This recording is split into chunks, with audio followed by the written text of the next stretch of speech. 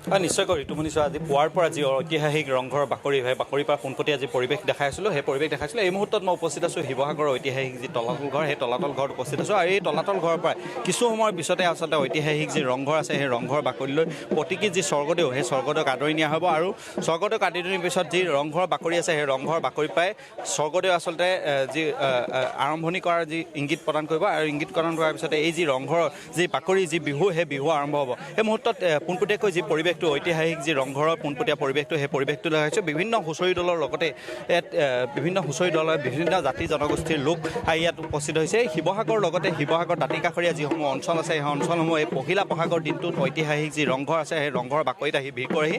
আৰু তাৰ সমান্তৰালভাৱে এই প্ৰকৃতি স্বৰ্গদেউ যি কাৰ্যসূচীটো সেই কাৰ্যসূচীটো অতি উলহ মালহেৰে পালন কৰা হয়। বিভিন্ন জনগোষ্ঠী নৃত্য আদি কৰি বিভিন্ন লোকে ইয়াত সমাগম হোৱা দেখা গৈছে। এই মুহূৰ্তত এটা বুঢ়া বিহু হুঁচৰি দল আছে। আমি তাৰ পৰিৱেশটো এই মুহূৰ্তত দেখাইছোঁ। এইদৰে ঐতিহাসিক যি ৰংঘৰ বাকৰি সেই ৰংঘৰ বাকৰিৰ পৰা পোনপটীয়া যি পৰিৱেশটো সেই পৰিৱেশটো দেখাইছোঁ।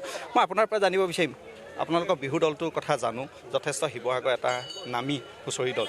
এই যি প্ৰতীকী স্বৰ্গদেউ নি যি ঐতিহাসিক ৰংঘৰ বাকৰিৰ পৰা যি বিহু উপভোগ কৰে, কি ক'ব এই মুহূৰ্তত? এই মুহূৰ্তত আনন্দ লাগিছে। আমাৰ মগুৱাহাটৰ বয়োজ্যেষ্ঠ বিহু দলৰ এটা নাম আছে আৰু পৰম্পৰা অনুসৰি আমি প্ৰতি বছৰে ইয়ালৈ আহোঁ। এইবাৰ নিমন্ত্ৰণ কৰাৰ বাবে আমি বহুত ধন্যবাদ দিছোঁ কমিটিখনক আৰু সকলোৱে বিহু শুভেচ্ছা জ্ঞাপন কৰিছোঁ। আচলতে অবিৰতভাৱে 16টা বছৰ ধৰি এই যি ঐতিহাসিক ৰংঘৰৰ যি বিহু সেই বিহুক আচলতে মই এই মুহূৰ্তত যদি তেওঁলোকৰ কিছু সম্ভৱ হয় মই অকণমান আপোনালোকক গুণগুণাই দিবলৈ বা অকণমান দুফাকি গাবলৈ মই আপোনালোকক অনুৰোধ জনাম। বিহুৰে বিৰিণা পাতে সমনি বিহুৰে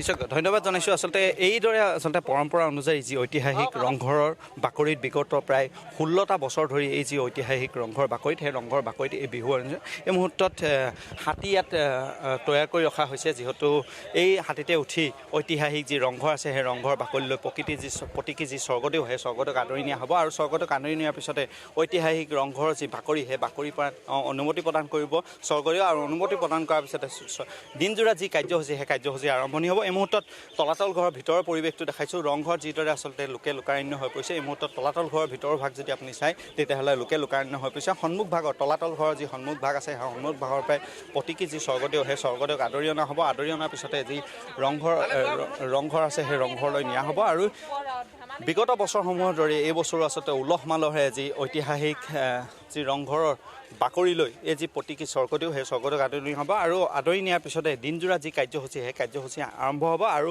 সেই দিনজোৰা কাৰ্যসূচীৰ পিছতে এখন স্মৃতিগ্ৰন্থ উন্মোচন কৰা হ'ব। বহুকেইজন আমন্ত্ৰিত যি শিল্পী সেই শিল্পীৰ দ্বাৰা আচলতে গীত পৰিৱেশন কৰা হ'ব। এইদৰে দিনজোৰা যি কাৰ্যসূচী সেই কাৰ্যসূচী ঐতিহাসিক যি ৰংঘৰ বাকৰি সেই ৰংঘৰ বাকৰিত পহিলা বহাগৰ দিনটোত উলহ মালহেৰে উদযাপন কৰা হয়।